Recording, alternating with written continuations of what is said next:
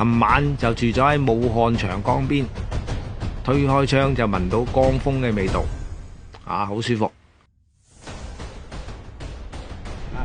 今日第4日，我哋而家喺武漢洲際國際酒店喺度泊車。第4日啦，今日。第4日啦，有冇江邊玩下？江邊有啊。結果沿翻你條路走啊。琴日走去影相咯。係啊，去翻嗰條。好快啊！今日嘅目標好明確，喺595公里以外嘅鄭州國際賽車場，要去跑圈速賽。估計吸取咗上次株洲遲到嘅教訓，賽會就將個路書改咗，原定上晝去信陽革命紀念館嘅行程呢就取消咗，淨係留低一個24公里嘅 Special Stage 3特殊路段。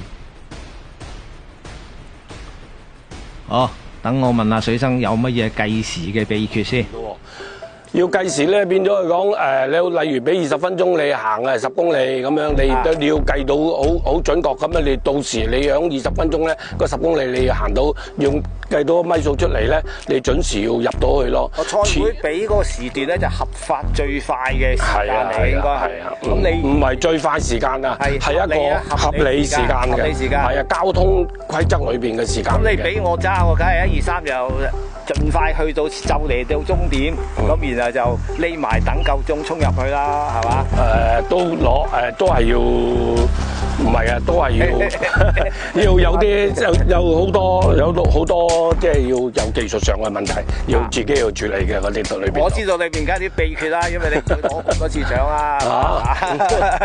唔係都唔係攞唔攞獎啊，最主要咧就冇俾人哋就違例啊，交通冇違例，有啲違例啊。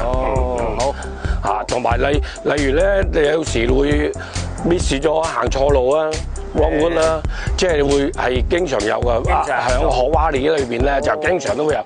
但係呢次嘅港京拉力賽咧，佢係主要個目的都係想做好呢個響路面行嘅正常行車技術。其實係咪有啲似呢個汽車自由行咧？汽車自駕遊嗰個帶隊去？自駕遊就係自駕遊㗎啦，但係咧有時間規定。都有少好玩嘅比賽。係啊，大部分都係屬於自駕形式㗎啦，個都係因為有啲路段咧，好多都係封閉咗啊，已經去唔到啊，或者即有啲唔係咁容易去嘅地方咯。跑完呢個特殊路段，大家就直接上高速，一條心向鄭州趕路。高速上面偶遇車隊裏面嘅坡鼠保時捷911 Spitzer。我哋而家就到咗呢個鄭州國際賽車場，咁不過啱落雨，咁一係跌嗰度，我哋大家喺度準備緊啦，今日有嗰個賽啊！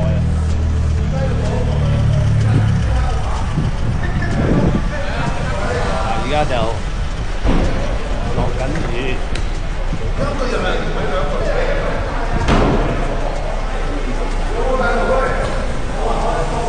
車就嚟咗幾架啦。為咗安全計，賽會直接將個賽事分做兩組。而家上場嘅咧係競賽組，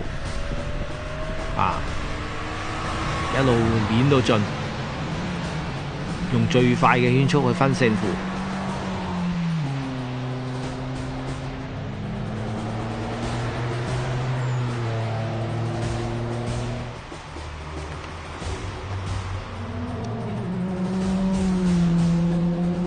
另外一組係老爺車組，